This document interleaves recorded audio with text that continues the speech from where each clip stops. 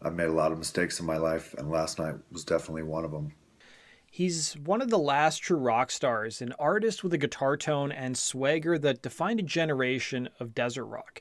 I'm talking about Josh Homme, the creative force between Kyuss and Queens of the Stone Age, who built a legacy on being effortlessly cool and dangerously talented. But what happens when the danger isn't just part of the performance? Over the past 2 decades, a different story has taken shape, one of public brawls and bitter legal wars that threaten to consume everything. He went from a music hero to the center of a storm involving domestic abuse allegations, bandmate betrayals, and physical altercations. This is the story of how Josh Homme's personal feuds and violent incidents threatened to overshadow his musical legacy, forcing fans to ask the difficult question: what do you do when your musical hero becomes the villain? Before we go any further, make sure you subscribe. Think of it as your feel-good hit of the sub. The story of Josh Homme begins in the sun-scorched landscape of the Palm Desert in California.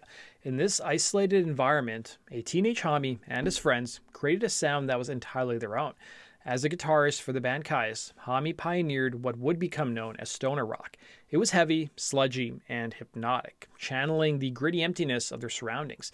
They tuned their guitars down, ran them through bass amps, and created a sonic footprint that was entirely new. In the early days, that sound wasn't born in clubs. Instead, kids would haul generators and musical equipment out into the Palm Desert, setting up impromptu shows under the stars where there were no neighbors, no curfews, and no rules. It was loud, dusty, and chaotic, a place where the line between party and a riot could blur in the same night. Those generator parties became the stuff of legend, and they shaped Homme's whole approach. He was learning very young that you could build your own world far away from anyone telling you what to do. That mix of total freedom and barely controlled chaos would follow him for the rest of his career.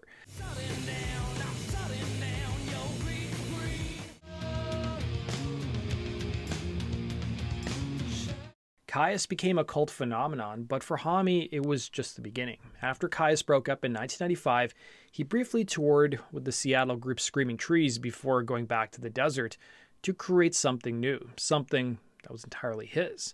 And that something was Queens of the Stone Age. With his new outfit, Homme refined his vision. He kept the heaviness of Kyuss, but brought in more pop sensibilities and a rhythmic swing that was irresistible. The music was both brutal and beautiful, built on odd time signatures, unforgettable riffs, and Homme's smooth, almost crooning vocal delivery.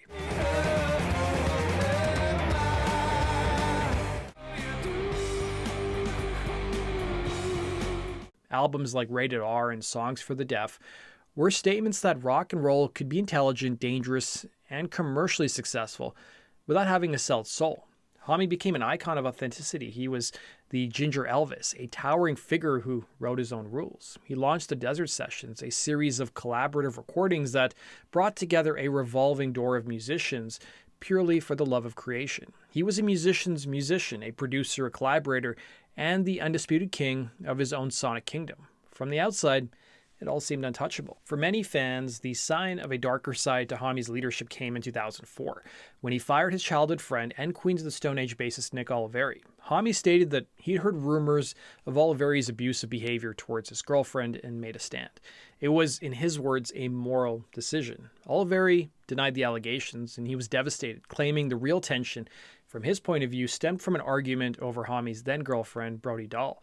Years later, Homme would describe this as a line he'd drawn long before the firing. He claimed he told Oliveri that if he ever found out about the rumors of abuse, and if they were true, he couldn't know him anymore, that some things were bigger than the band.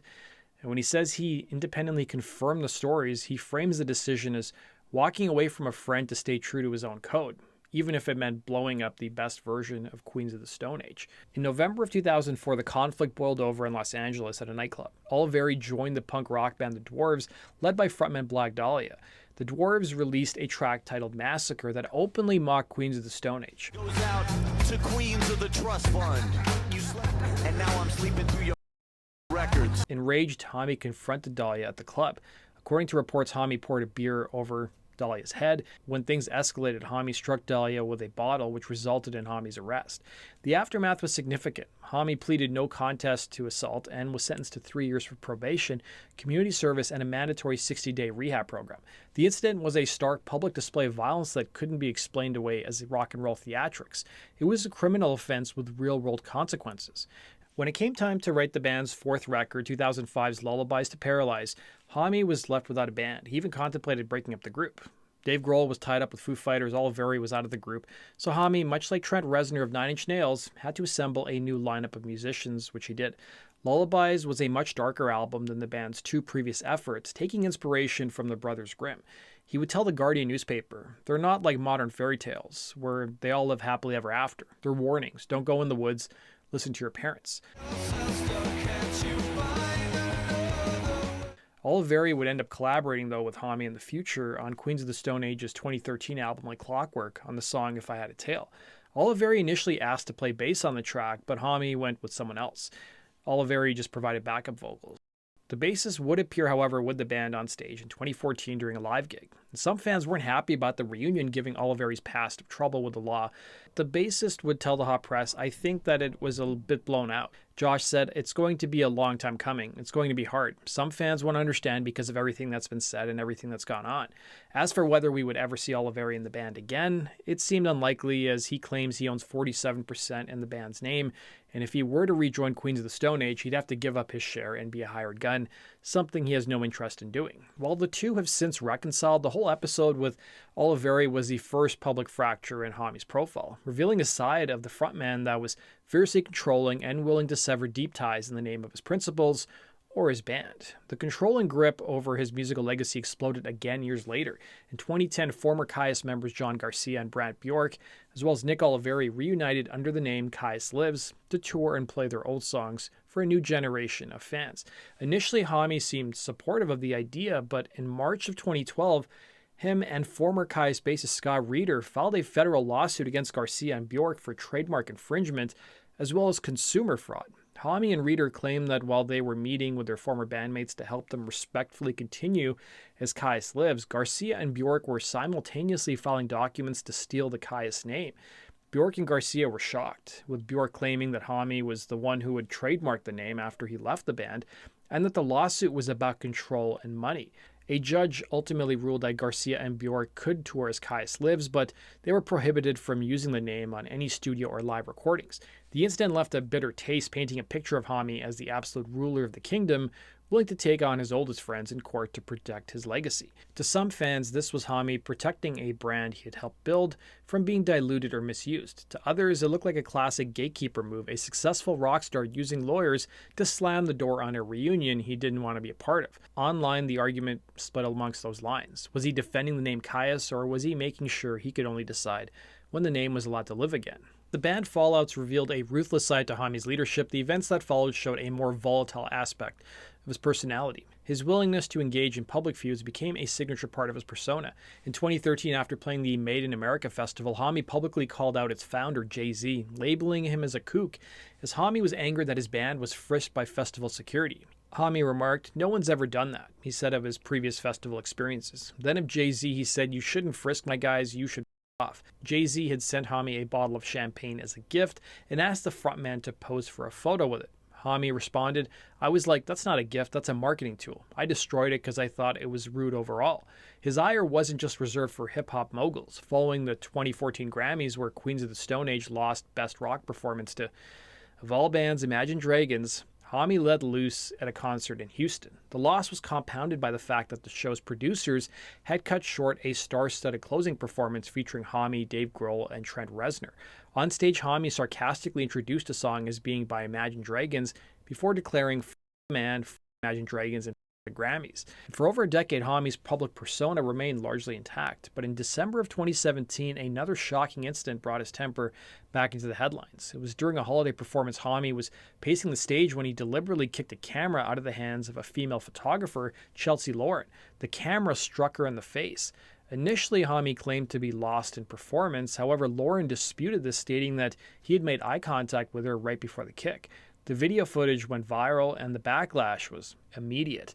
Homme later issued a tearful apology, but for many, the damage was done. Hello.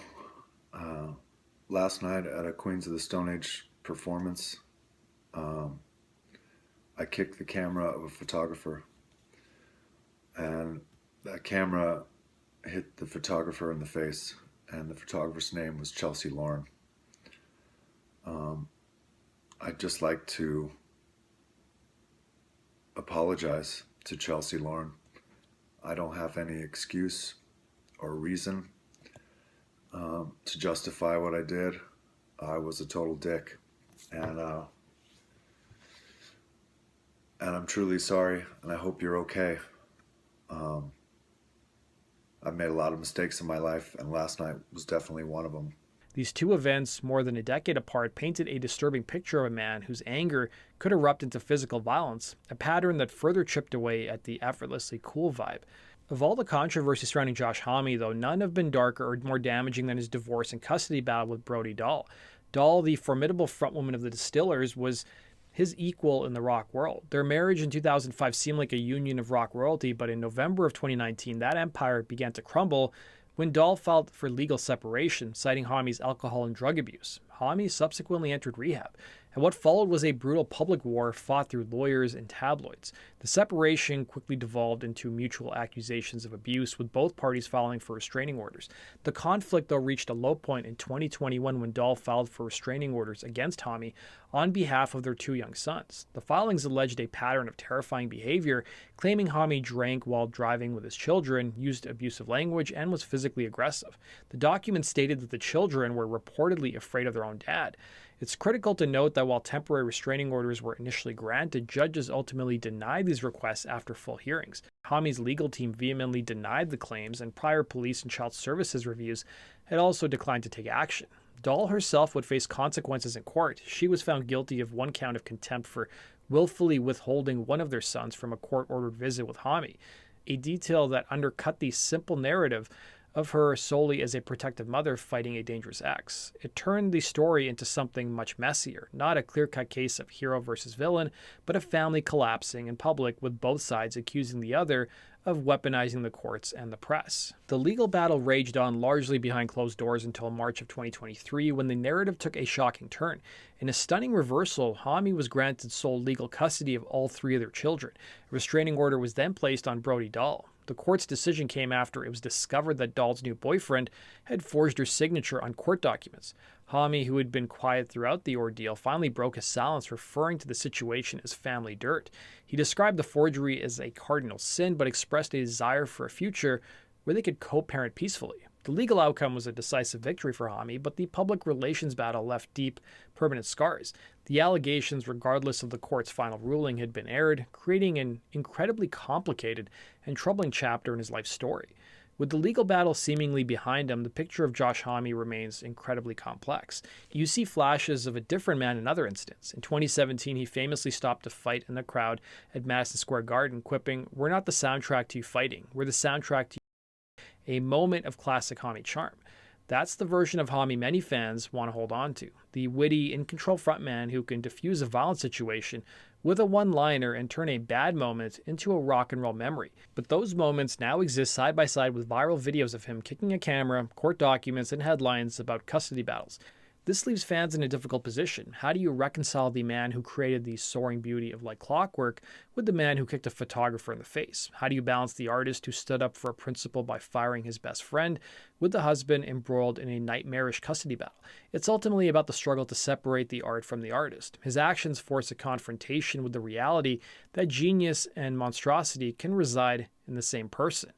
Now, for some listeners, the line was crossed a long time ago. They stopped buying records, stopped going to shows, and filed them away with other problematic heroes from their past. Others point to the court rulings, the custody decision, and his apologies as evidence that he's been unfairly vilified, or at least deserves a second chance. And then there's a third group who live in the gray area. They still blast "No One Knows" in the car, but they can't pretend the other stuff didn't happen. They're not debating album rankings anymore. They're debating what it means to love art made by deeply flawed people. In 2023, Homme revealed he had been diagnosed with cancer the previous year and had undergone successful surgery. More recently, in 2024, he had to cancel tour dates for another emergency surgery. Yet, Queens of the Stone Age played new tour dates in 2025, signaling that the music will go on. He won his custody battle, the band is still a global force, and he's moving forward. But does this quiet period represent redemption or simply a lull in the storm? Maybe for you, the breaking point was the photographer incident, maybe it was the custody fight, or maybe there's no breaking point at all. Josh Homme's journey has been an interesting story and contradiction. He rose from the desert as a musical innovator, a bastion of authentic rock and roll. He built a kingdom of sound defined by its own unique power and undeniable cool. But that same kingdom was shaken by personal betrayals, public violence, and a deeply painful family collapse that played out for the world to see. The story isn't just about rock stars' bad behavior, it's about the clash between the myth and the man, the charismatic god on stage, and the deeply flawed human being caught in a spiral of conflict. Whether his musical legacy will ultimately be enough to overshadow the turmoil remains to be seen. For now, Homme stands as a cautionary tale, a complicated figure who embodies the question of what happens when a rock god becomes a villain in some people's eyes. That brings us to the end of today's video, guys. Let me know your thoughts in the comment section below, and we'll see you again in Rock Roll True Stories. Take care.